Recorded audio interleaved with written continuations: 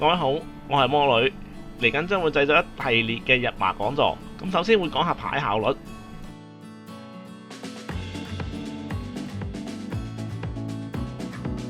喺開始講牌效率之前，我都想問下各位，究竟大家覺得打日麻勁嘅人有啲咩特徵呢？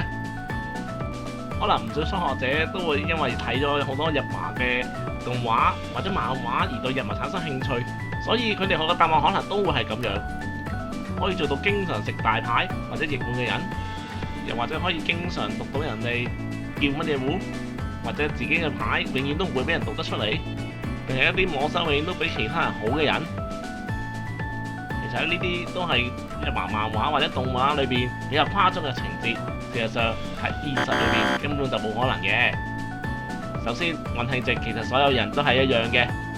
再者，佢亦都可以好肯定話俾大家聽，就算打日麻係好叻嘅人，永遠都唔會準確地睇到對手係究竟見緊啲咩牌嘅。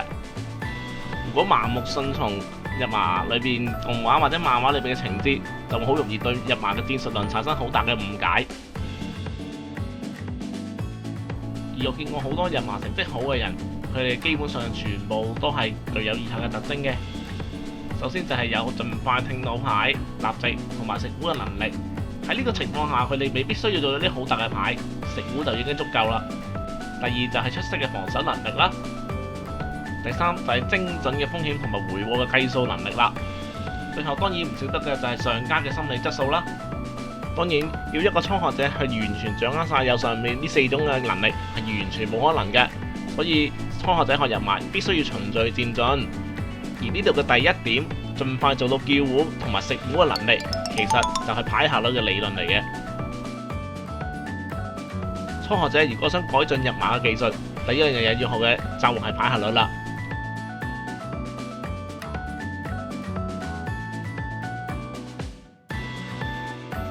啱啱講過牌效率就係要求盡快食到壺或者叫壺嘅理論啦。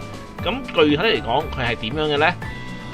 我哋嚟用一個實際嘅例子去說明一下，好似以下呢一副牌咁，1到9萬33499索係一個可以叫到壺嘅形態嚟嘅。咁我哋應該要打啲咩牌去叫壺呢？我相信呢度大家都知道有2個選擇啦。第一個就係打3索叫25索嘅兩面聽，另外一個就係打4索叫39索嘅對碰。咁究竟應該要打邊一樣先好呢？雖然大家都係叫咗2種牌，但係牌效率嘅理論話俾大家聽，呢度打3索叫兩面先係正解嚟嘅。打3索嘅時候，我哋總共有8隻牌可以食壺，分別係4隻2索同埋4隻5索。而打4索嘅時候，雖然都係叫得2種牌，但係只有4隻牌可以食壺，2隻3索同埋2隻9索嘅。而根據牌效率嘅理論呢，我哋應該選擇最多有效牌，亦即係最多食壺牌嘅選擇，亦即係呢度應該係打3索係正解嚟嘅。當然講到呢度，大家都可能有啲共鳴。有時候我哋打3索嘅時候，好多時候就會摸翻3索或者9索翻嚟啦。牌效率理論雖然可以令到我哋食壺率提到最高，但係並不保證我哋每次都可以食到壺噶。咁大家呢樣嘢係需要留意嘅。咁牌效率嘅理論應該點樣應用呢？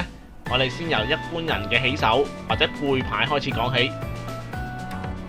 初學者每個開始嘅時候攞到14張牌翻嚟啦。第一樣嘢要做嘅就係將唔同嘅牌分門別類啦。呢個講嘅當然唔係童子、索子、萬子嘅分類啦，而係按每種牌嘅機能去分類嘅。基本上所有嘅牌都可以分成以下3類嘅。第一種就係我哋經常講嘅揀，亦即係已經成咗一組嘅順子或者黑子。咁呢啲牌基本上就以後都唔會再喐噶啦。第二就係搭子，搭子就係爭一張可以成到揀嘅牌組啦。肩章啦、卡窿啦、兩面啦、對子啦，咁呢啲都係搭子嘅例子嚟嘅。最後剩翻嘅就係孤立牌啦。孤立牌就即係單張啦，單張得嚟呢，亦都冇同其他牌有聯繫嘅。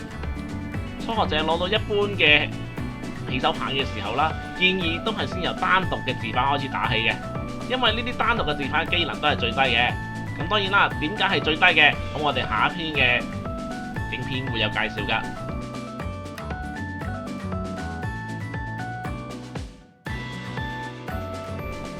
跟跟住我想俾日麻初學者一啲學習嘅建議。首先第一點就係盡量避免上碰牌啦。個原因係乜嘢呢？最主要有幾方面嘅。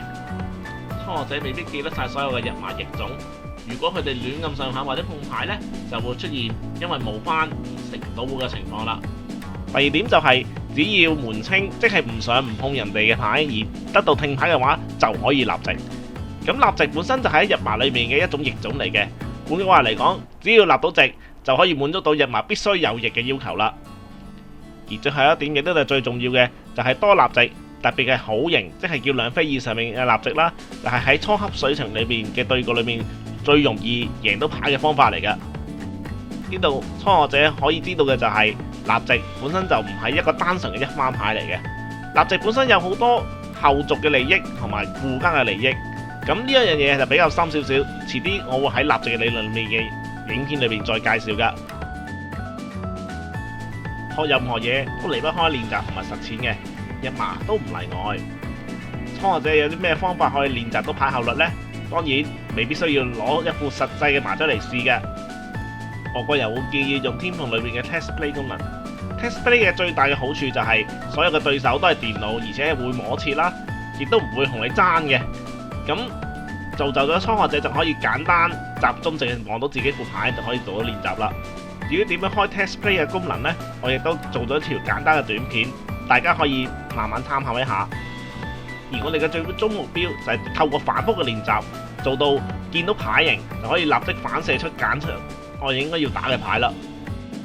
而我哋只有將花喺牌效率上面嘅思考時間縮短，咁我哋先有更大嘅空間去做啲更加深入嘅判斷，提升自己嘅技術㗎。